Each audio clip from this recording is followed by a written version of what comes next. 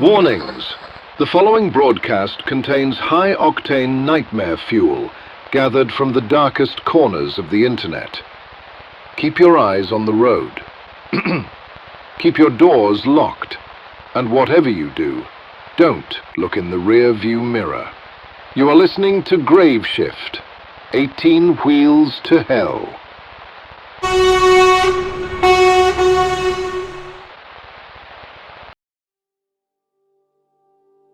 Before we lose ourselves in the dark, a quick word for those of you behind the wheel of a rig tonight. Graveshift is a proud partner of CDL Club. Out here, your license isn't just a piece of plastic, it's your livelihood. But the road can be unpredictable, and one bad day can put everything you've built at risk. That's where CDL Club comes in. They provide the legal protection and driver-first support you need to fight citations and keep your record clean. Don't leave your future to chance. Protect your career so you can keep the wheels turning. To learn more, visit cdlclub.com. Now, back to the road.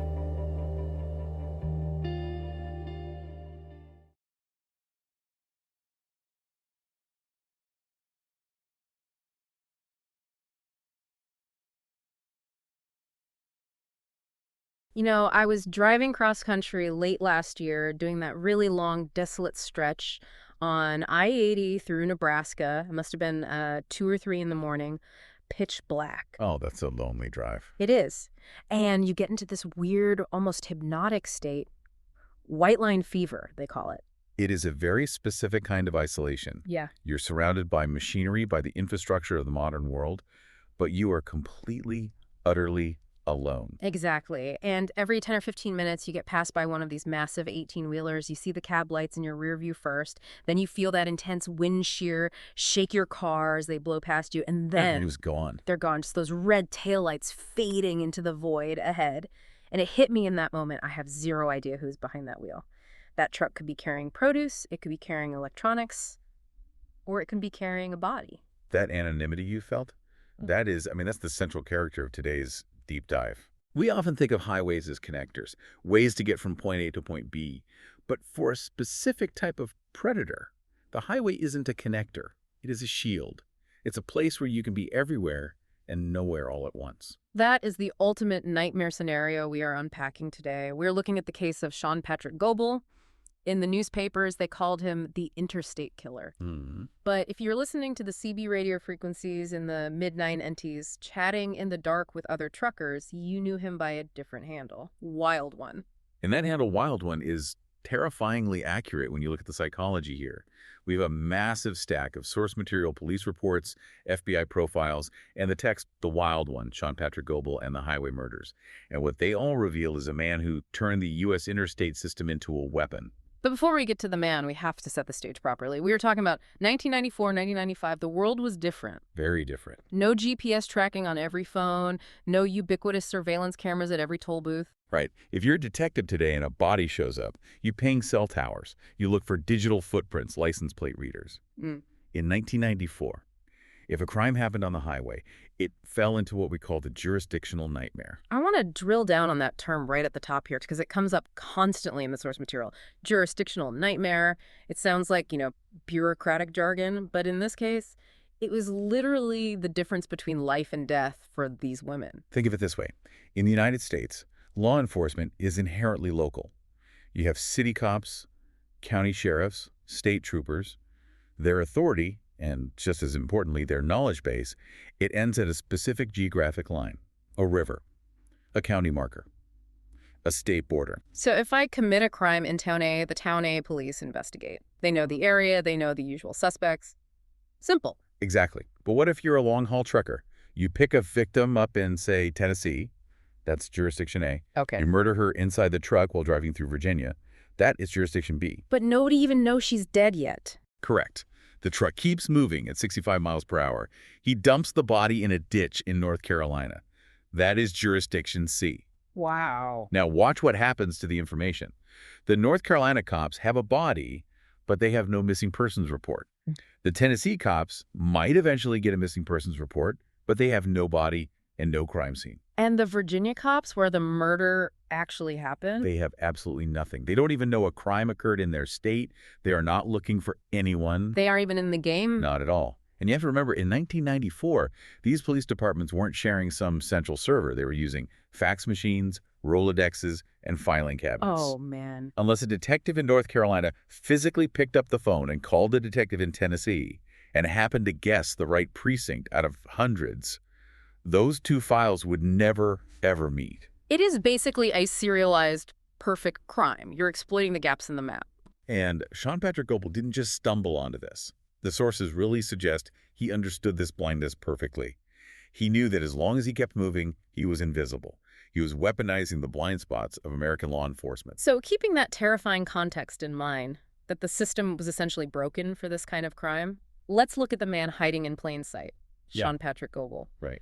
If I showed you a picture of him from 1994 standing in his yard in Asheboro, North Carolina, you would not think serial killer. Not even close. No way. You'd think offensive lineman or, guy who helps you move a couch for a pizza. He was 6'3", pushing 300 pounds, just a mountain of a guy. But the neighbors' descriptions are what really mess with your head. They didn't describe him as intimidating or scary. They used words like gentle giant, quiet, friendly. Friendly for a guy doing this. One neighbor literally called him a big teddy bear. He lived in a tidy mobile home. He mowed his lawn. He kept to himself. See, I always struggle with this part of these deep dives. We hear this "he was such a nice guy" trope constantly. Is it just that the neighbors are unobservant? Or was Goble actually a nice guy when he was in Asheboro? It's rarely that there are two people in a multiple personality sense. It's about compartmentalization. Okay. We tend to think of personality as this solid block. You're either good or you're bad. Yeah. But for guys like Goble, personality is liquid. It takes the shape of the container it's in. So the container of Asheboro, North Carolina, his neighborhood, required him to be a good neighbor. Exactly. To survive in a community, to avoid suspicion, he followed the social contract. He was polite. He didn't get into bar fights. He didn't cause disturbances. That kept the spotlight off him. It was a survival mechanism, a mask. But the second he climbed into that black 1991 Peterbilt, The container changed. the mask came off. The context shifted entirely. Yeah. The cab of a long-haul truck is a micro-world. It's 60 square feet of sovereignty. In there, he's not the neighbor. He's the wild one. He is the king of that tiny domain. And physically, that domain is important to visualize. We aren't talking about a Honda Civic. A sleeper cab in the 90s. You've got bunks, storage, blackout curtains. It is literally a house on wheels. A soundproof mobile fortress. And this is where the psychology turns really dark. Once a victim is inside that cab, the power dynamic is absolute. Completely. You have the 300-pound man in a confined space, moving at highway speeds. The road noise, the engine, it drowns out any screaming. The tinted windows hide the struggle. There is literally nowhere to run. It reminds me of the old ship at sea maritime laws. The captain is God. In that truck, Goble was God. That's a very apt analogy. And looking at the source material, you see that shift in his behavior so clearly. Yeah. In Asheboro, he's passive, quiet. On the road, he's an aggressor. He's soliciting sex workers. He's picking up drifters. He is hunting. Let's talk about that hunting strategy. He worked for a company called Rocky Road Express, and he had this black Peterbilt. The source material mentions that he didn't just pick up victims randomly. He had a very specific type. He targeted the vulnerable, the less dead, as criminology unfortunately terms them. That's a horrible term. It is, but it describes a reality. He targeted sex workers who frequented truck stops and stranded motorists. Why these specific targets? I mean, beyond just availability. It goes right back to that jurisdictional nightmare. Yeah. These are people who are already transient. Right. They're already moving. If a sex worker moves from one truck stop to another, people don't immediately assume she's been murdered. They assume she just moved on, followed the work. If a hitchhiker vanishes, people assume they caught a ride. It delays the investigation. It buys the killer time. A lot of time. Yeah. And Goble used that time to put hundreds and hundreds of miles between the crime scene and the body. He did. His MO, his modus operandi was brutal and intimate. He didn't use a gun. He didn't use a knife. He used his hands. Which is just chilling. Strangulation. This is significant because strangulation is a very personal, up-close method of killing. You have to look the person in the eyes. You feel their life leaving.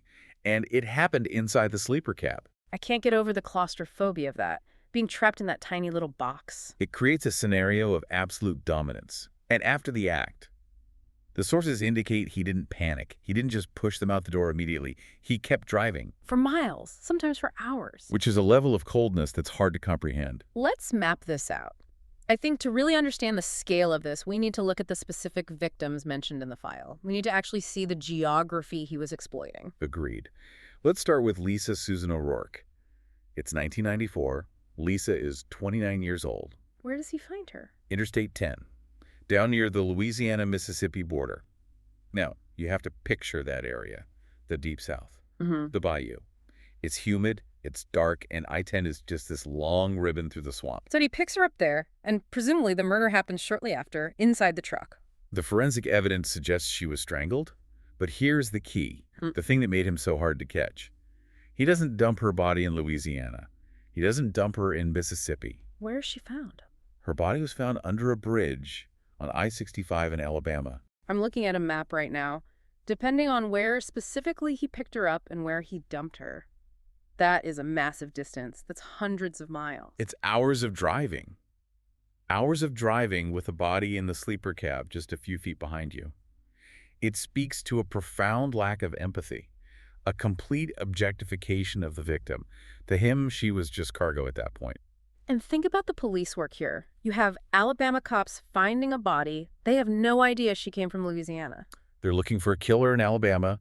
They're checking local sex offender registries. They're interviewing local troublemakers. They're completely spinning their wheels because the killer is already 3 states away, picking up another load. Then we have Brenda K. Hagee. And her story is just heartbreaking. She was 45. The source describes her as a drifter from Indiana. Drifter is one of those loaded words. It implies she didn't matter, but she did. She was someone's daughter. She was vulnerable, and Goble saw that. He finds her at a truck stop in Tennessee. Okay, so now we're in Tennessee. And the violence seems to escalate here. According to the autopsy reports, she wasn't just strangled. Her neck was broken. It shows the sheer physical force Goble was capable of. Remember, this is a 300-pound man. Unbelievable. And where does she end up? He drives her out of Tennessee, crosses the state line into Virginia, and dumps her body on an access road off I-81. Tennessee to Virginia.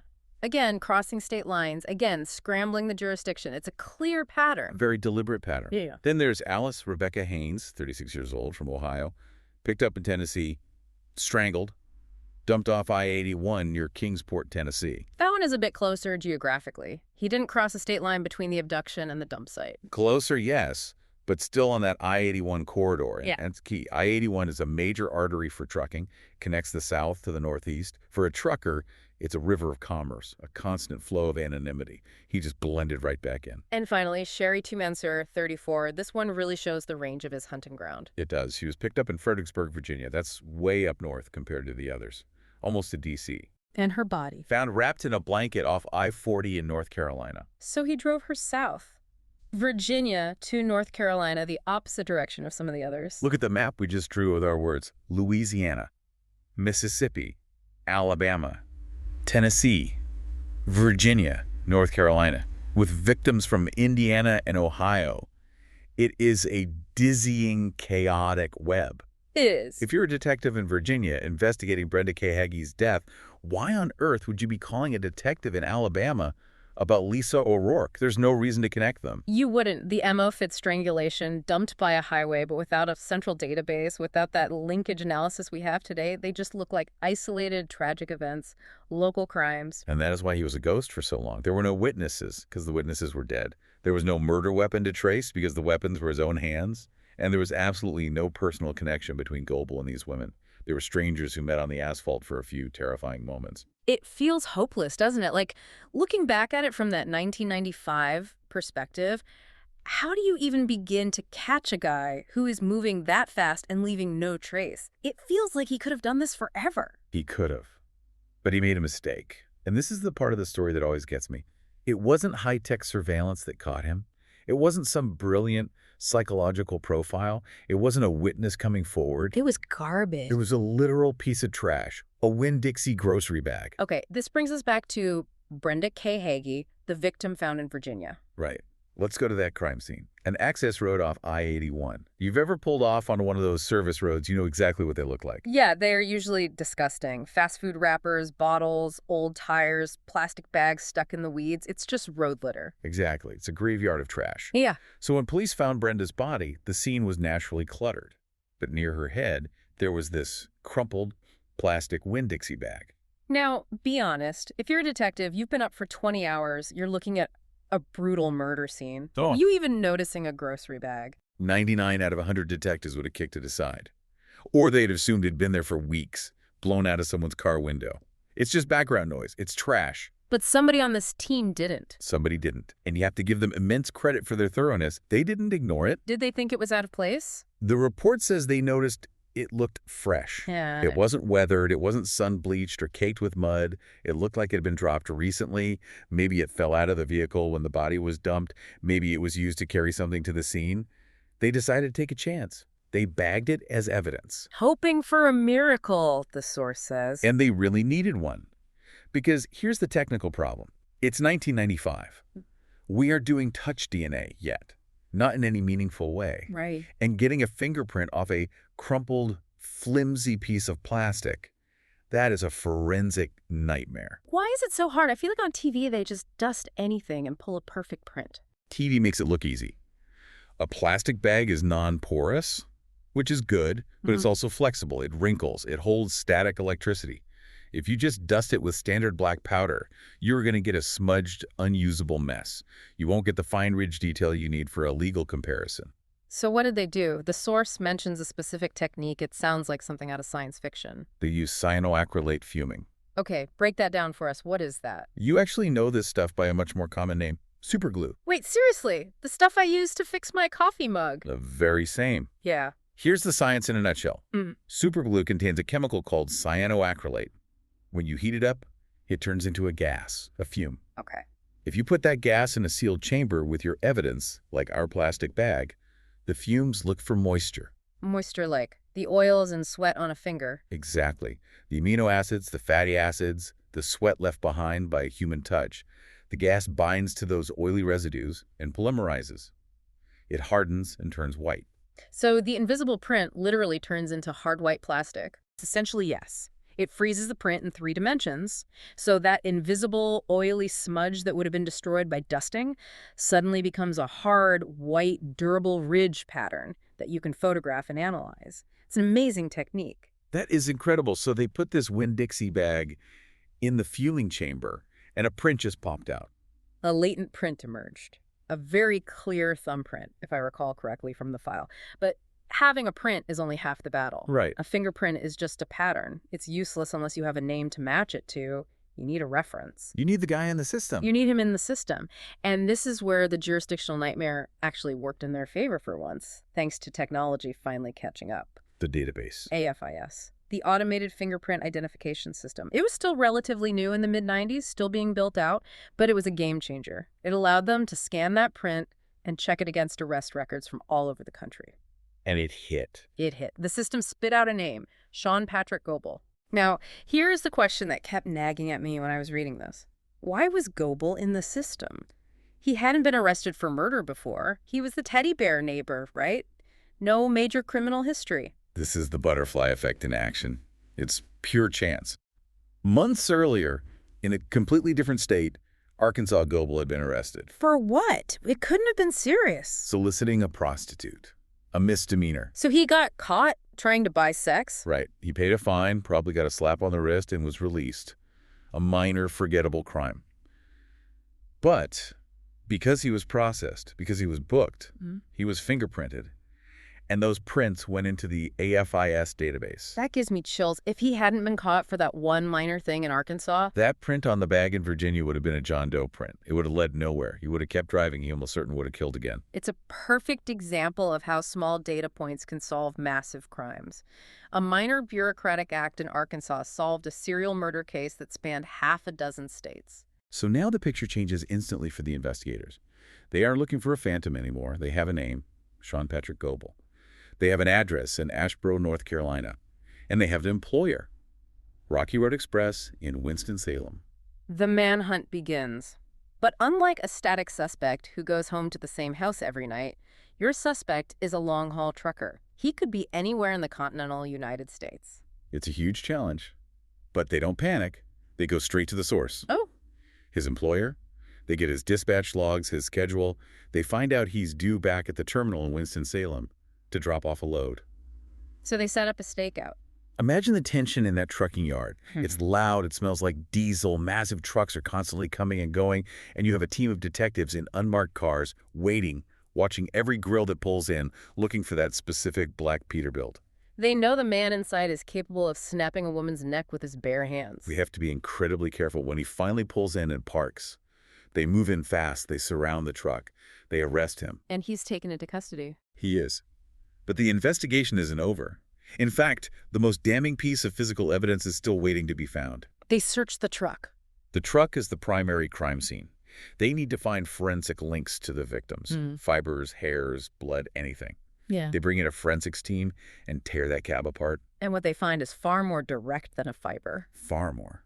They find the trophy, buried inside the sleeper cab, amidst the lag books and the clothes and the fast food wrappers. They find a purse. A purse? A woman's handbag. Ah. And they quickly identify it. It belonged to Alice Haynes. The victim from Ohio found in Tennessee. Correct. Now, you have to ask yourself, why is a long-haul trucker keeping the purse of a woman he murdered? There's no monetary value in it for him. It's a souvenir, a memento of the crime. It is. In the psychology of serial offenders, a trophy is a way to relive the crime. It helps them fantasize later. It's a symbol of their power and dominance. I took her life, and I took her possession as my own. And legally, that is the nail in the coffin. You can maybe try to explain away a fingerprint on a bag as accidental contact, but you cannot explain why you have the purse of a murdered woman hidden in your bed. It sealed his fate. It proved contact and it proved intent. It was over. So they have him cold, the fingerprint on the Winn-Dixie bag, the purse in the truck. He's caught. But the source material says he didn't just confess and say, "You got me." He tried a very specific and very disturbing defense strategy. The rough sex defense. Yeah. We need to unpack this because I feel like we see this pop up in high-profile cases even today. It is a common tactic, unfortunately, especially in cases of strangulation. When they interrogated him, Goble didn't deny that the women died in his truck. The evidence was just too strong. So he pivoted. He attacked the intent. He claimed it was all a terrible accident. He claimed they were engaging in consensual rough sex, erotic asphyxiation. He said he got carried away, that the women enjoyed the choking, and he accidentally squeezed too hard. I didn't mean to do it. It was a tragedy. Exactly. He is trying to manipulate the legal system. If the jury believes it was an accident, it's not first-degree murder. It might be involuntary manslaughter. That's a huge difference. It's the difference between life in prison or even the death penalty and maybe getting out in 10 or 15 years. It's so cynical. It is incredibly cynical. It does two things. It minimizes his own culpability, and it blames the victim. It frames them as participants in their own deaths. She asked for it, and it just went wrong. But the police and later the prosecutors, they didn't buy it for a second. Why did that defense crumble so fast? Two main reasons. First, the pattern. If this happened once, maybe, and it's a huge maybe, you could try to argue it was a tragic accident. People do make horrible mistakes. But 4 times? 4 times. 4 different women, all strangled, all dumped in different states. That is not bad luck. That is not a series of accidents. That is a pattern of behavior. That is a modus operandi. And the disposal, that had to be the other part. This is the critical legal point. Consciousness of guilt. If you have a tragic accident in your vehicle, a consensual act that goes horribly wrong, what does a normal panicked person do? You call 911, you try to do CPR, you drive to a hospital, an emergency room, you scream for help. Exactly. You seek help. You do not calmly keep driving for 200 miles, cross 2 state lines, find a deserted access road, and dump the body down a muddy embankment. The act of hiding the bodies proved that he knew what he did was wrong. He wasn't panicking. He was methodically cleaning up a crime scene. You don't dump an accident like trash off I-81. Precisely. The logic simply doesn't hold up under any scrutiny. The disposal method betrayed the lie of the accident defense. So facing the overwhelming evidence, the bag, the purse, the Klimt pattern, the calculated disposal, what happened to Goble in court? He realized the game was up. The prosecutors were likely looking at the death penalty, given the multiple victims and the brutal nature of the crimes. To avoid execution, Sean Patrick Goble pleaded guilty. What was the sentence? Life imprisonment with no possibility of parole. He's currently incarcerated in Tennessee. So he's still there. The wild one is in a cage. He is. But the story doesn't quite end with his imprisonment. His legacy, if you can call it that, actually changed how the entire federal law enforcement system works. We're talking about the Highway Serial Killings Initiative. the HSK. Yes.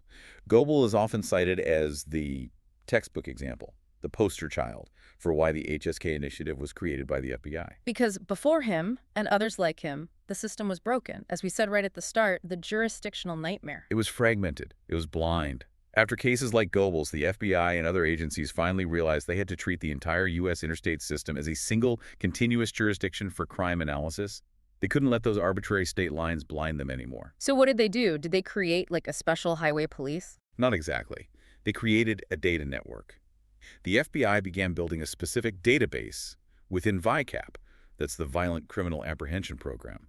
They started inputting every data point they could find related to these kinds of crimes. So things like Bodies found near highways, victims with high-risk lifestyles like prostitution or hitchhiking, unidentified remains, the MO of the killing, and, critically, suspects who were long-haul truckers. they started looking for the patterns between the agencies? Exactly. They used computers to finally bridge the gap between that detective in Alabama and that detective in Virginia.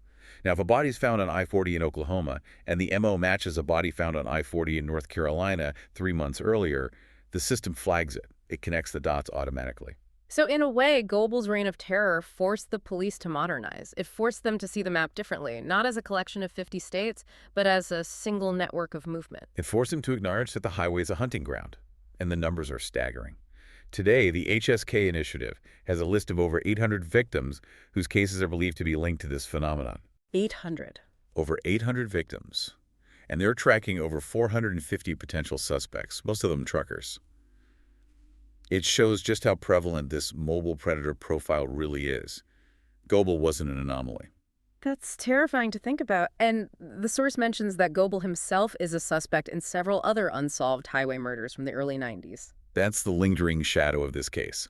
We have the confirmed victims, we have the ones he pleaded guilty to killing, but a man who operates this efficiently, who has a route, who has that wild one persona, it is highly probable there are others we don't know about. And he's never been charged with those? No further charges have been filed. He's already serving life, so prosecutors often choose not to spend the millions of dollars on additional trials if the outcome, life in prison, won't change. It's a resource issue. But for the families of those unsolved cases, the question mark remains. It does. They may suspect it was him, they may have a strong feeling it was him, but they may never get that day in court, that final confirmation. It really makes you look at the interstate differently. We started this deep dive imagining that drive at 3:20 a.m., the anonymity, the lights passing you in the dark. It is a sobering thought. The infrastructure we rely on for everything, our Amazon packages, our food, our clothes, our travel, is also the perfect camouflage for a certain kind of predator. And it all unraveled because of a Winn-Dixie bag. One piece of trash. A plastic bag, a bit of super glue, and a vigilant detective who refused to see trash as just trash. So after all this, what does it all mean for us, for you listening right now, maybe on your own commute? I think it's a stark reminder of the vulnerability of the open road. We feel safe in our cars, there are little metal bubbles, but when you break down, when you pull over at that rest stop at night, you are entering a different world, a transient world that people like Sean Goble understood all too well. And it's a reminder of the incredible importance of the small details. That detective who picked up the bag, he didn't just solve one murder, he solved 4 and probably prevented more. It's about critical thinking. It's about curiosity. Never assuming something is irrelevant just because it looks like garbage. In forensics and in life, that is a powerful lesson. I want to leave you with a thought that's been nagging at me since we started researching this. Sean Patrick Goble was caught because he made a mistake. He left a bag. He kept a purse. He got sloppy. Most of them eventually make a mistake. Pride, arrogance, it gets them in the end. Eventually. But you have to wonder, looking at those HSK numbers, 800 victims. How many wild ones are still out there driving that black Peterbilt in the lane next to you right now who just haven't made that mistake yet? That is the question that keeps investigators up at night. Stay safe on the road, everyone. And pay attention to your surroundings. We'll see you on the next deep dive. Keep the shiny side up and the shadows in your rear view. You've survived another grave shift. Over and out.